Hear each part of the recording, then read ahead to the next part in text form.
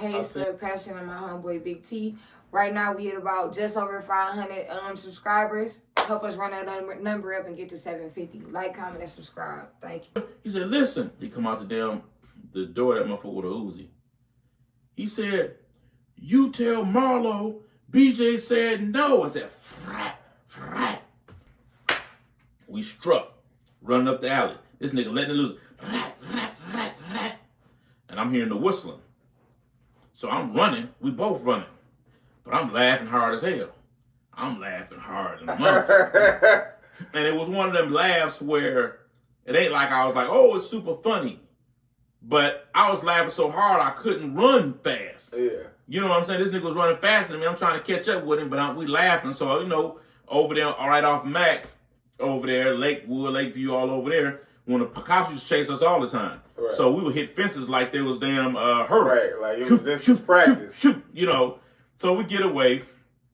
This dude, he didn't piss himself, literally. And he says to me, man, why was you laughing? Why was you laughing? And I'm like, man, I don't know, man. I wasn't scared of that shit. Which I wasn't scared of it, but I made it like I was just so tough. Yeah. So we had went over to my aunt's house to get cleaned up in the song and then called the drop off and let him know what happened. So we did that. Drop off came and picked us up. But he was like, man, when we was running, was you hearing whistling? I didn't say nothing. He said, man, was you hearing like a lot of whistling? Something was whistling? I said, yeah, I heard it. He said, what was that? I said, they were shooting hollow tips. He was like, hollow tips? He didn't know. I said, hollow tip bullets. Hollow tips bullets? Why would it whistle? I said, hollow tip bullet has like a hole in it. And as it's passing your ears, it makes a whistling sound. Man, that nigga damn near fainted. That nigga damn near fainted. I almost got shot in the head. Oh my God. Man, that nigga went home, never seen that nigga again. He said, I'm done with the streets. But that was the sound it makes. When hollow points is flying past your head, you can hear it whistling. That's crazy. You can hear it whistling. And, but back to the point, Marlow had order. Everything was structured. You knew where you were. You knew the chain of command. You understood everything. Okay. He had a rule. The rule was BJ's lieutenants used to always go up to skating land right there on Outer Drive, right off of Warren. Yeah. And that's the spot where all the dope boys used to go, and I believe it was on Saturdays.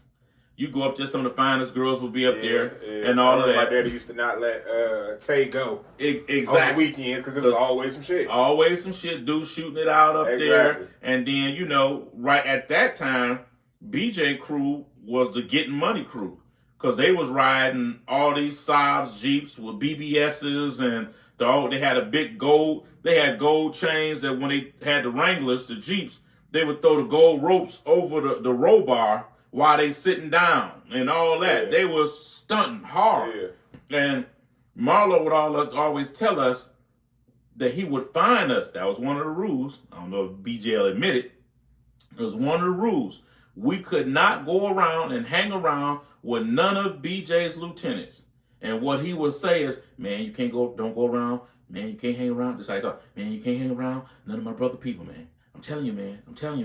Don't hang around them, man. Don't be around them, man. Because they're going to get busted. I'm telling you, they're going to get busted. See, my brother and them don't know. I've been dealing with the feds all my life. You can't go around riding in them cars and stuff like that. That'll get them mad, and they're going to get busted. We always rode around in old cars. So that's where that came from.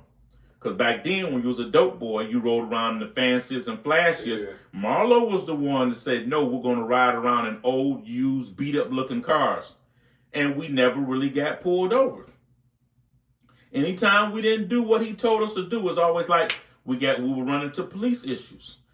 We used to think that some guy thought he was a witch or something because he was going to Jamaica a lot and that he was doing some voodoo or something. That's how he knew what would happen, because whatever he would tell you, it would happen. I remember he told a guy named J-Mo. He fired him. He was one of the top lieutenants at the time. He said, man, I'm going to go ahead and let you go, man, because J-Mo hated me. J-Mo was one of the ones that tried to set up and get me killed. He said, I'm going to let you go, man. He said, but if you don't change how you are, he said, give you 2-3 months, man, you're going to be dead. I swear to God, Marlow was gone. It ended up being like maybe 7 to 8 months because Jamo was part of the wrecking crew. He went and he had his own crew, went in there and beat a guy down, beat him bad. But the thing then, when you were wrecking crew, you got beat somebody down, you didn't let them go home if they survived. He made him stay up in the damn joint and work. Jamo took his ass back over there to go pick up. That boy lit his ass up, killed Jamo, and shot his brother up. And me and Jamo was just starting to get into it at that time. I don't think I was no more than about 14, 15 at that point. Damn. BJ claimed. Jamo was like what? Like 20-something? Jamo probably was in his, early 20s, maybe 21, 23, somewhere in there. Okay. Yeah. Yeah. And